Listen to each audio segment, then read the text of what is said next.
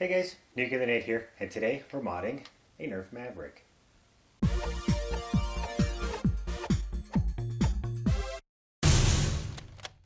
So I got a request from Caleb Kelly to do a mod guide on the Nerf Maverick.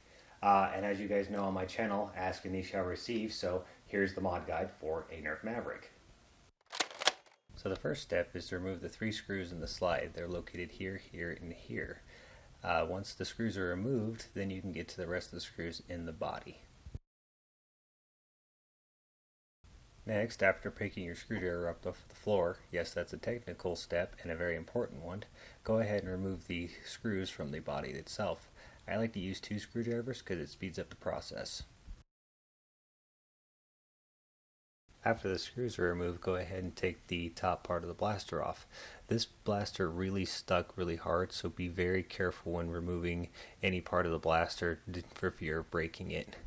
I had to really get my head down here and get it open, but once I did, here are the internals. The first piece we remove from the blaster is the muzzle. It just lifts right out, just like that. Putting it off the side, don't lose it, otherwise your blaster is going to look a little funny without it. Next we move to the main spring and the catch spring assembly. These just come straight out. Be careful prying up on them because these are under pressure and you don't want to lose any of the springs. Make sure you grab the catch spring, which is located in this trough right here. After that, we're going to push the button that releases the barrel. And as we do that, the barrels pop out and just lift straight out. Set the bottom to the side, and now we're going to concentrate on the barrels. So first thing we want to do with the barrels is get the center assembly out, the big rod that's in there. We're going to grab a pair of needle nose pliers and pushing on the bottom of the cylinder, we're going to pop that rod straight out. Putting the needle nose pliers in and applying generous force to it. It doesn't take a lot, and you want to be very careful not to break either the barrels or your tools, but it should just pop. Carefully removing the rod out of the center. I left my thumb there for a reason. There's because it's a spring underneath that.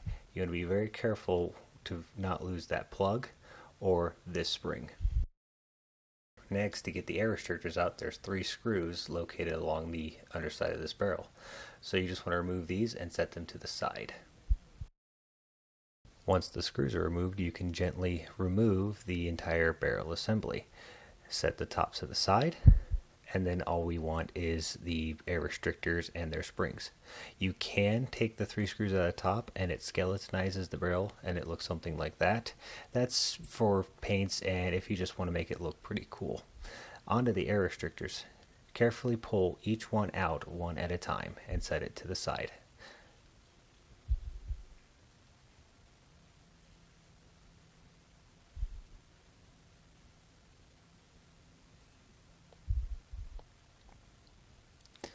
Once you have everything set to the side, all the things that get dumped out in my hand, go away. They're garbage. You don't need them anymore. Set the cylinder back down. Now taking a pair of side cutters, I really need to clean my desk apparently, and my side cutters. Snip off the dart posts and do that for each one. And then place the finished plastic back in the cylinder. Once you have all the air restrictors removed, go ahead and set the barrels back off and screw everything back together.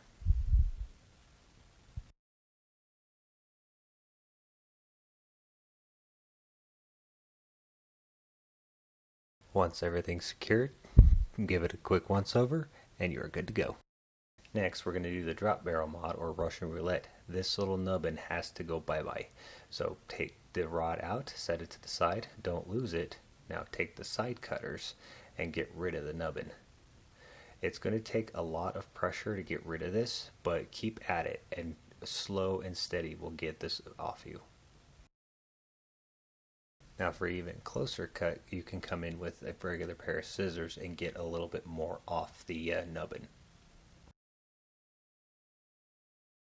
After you're satisfied with the amount of plastic you've removed, time to grab the sandpaper and get to work.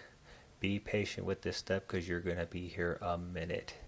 Lots and lots of sanding.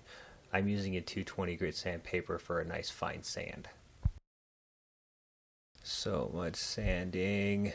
Once you're happy with what you got, go ahead and set this off to the side. Now that we got our nubbin removed, time to reassemble. Stick the rod back through the hole. The rod goes back in the middle of the cylinder. Sometimes it doesn't line up properly, so just be gentle with it. Give it a little wiggle here and there. It'll go in eventually. See, wiggle, wiggle, and thunk. There it goes. Now, here's where it gets important. Remember that spring. Put that back in and put that knob back on. Set it on top of the bench and give it a little force. It will reset itself. You don't need a hammer, you don't need any fancy tools, just some body weight.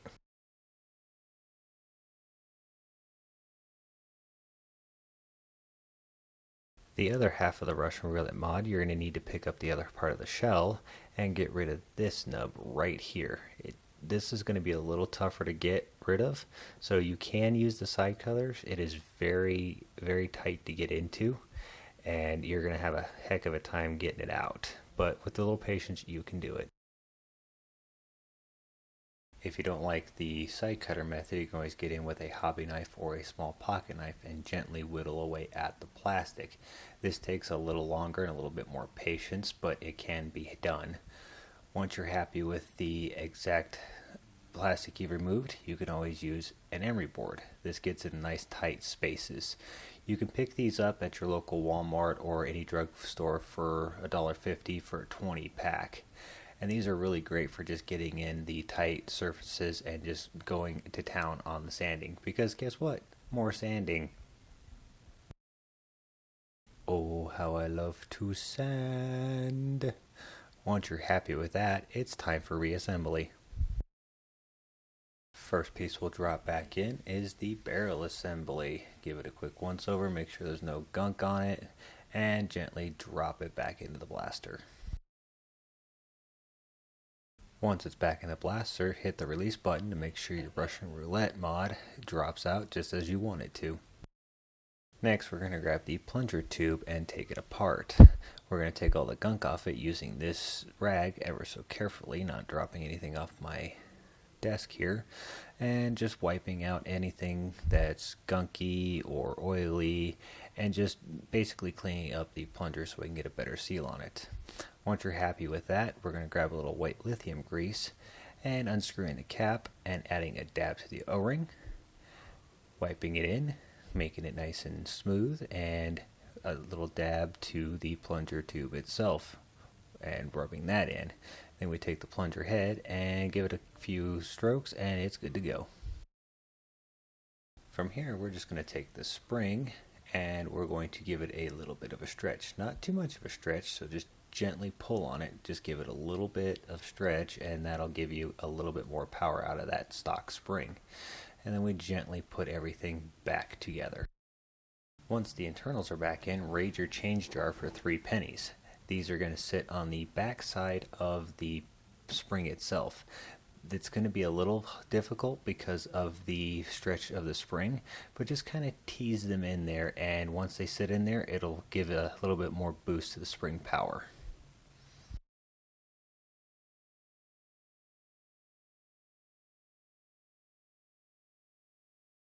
Once you drop the shell back in place, go ahead and give it a nice tighten down. So the next thing to put on is the slide. So the bottom part goes on first. There's a rod there. You want to grab a small screwdriver, very small, so you can put in the hole of the spring that's in the slide right there. And just grab it and pull it out. Make sure you get a hold of it. Grab the bottom part of the slide and then take the spring and put it on that rod. Once you got everything back in line, go ahead and cinch down the slide. Now give it a couple of test fires and see how it works, and congratulations, you've modded a Maverick. So that's how you modify a Nerf Maverick. Just to recap, we did an air restrictor modification, taking those out. We did the drop barrel modification, so now we got a full Russian roulette. And we also stretched the spring and added a 3 pennies behind the spring for a little bit more compression. Total cost for this build was 3 cents, which is the 3 pennies in the back.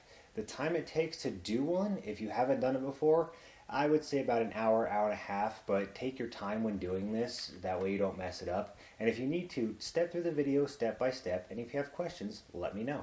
Leave a comment below, tell me what you guys think. You can always follow me on Instagram, Facebook, and Twitter for updated information on new videos. And as always, thanks for watching.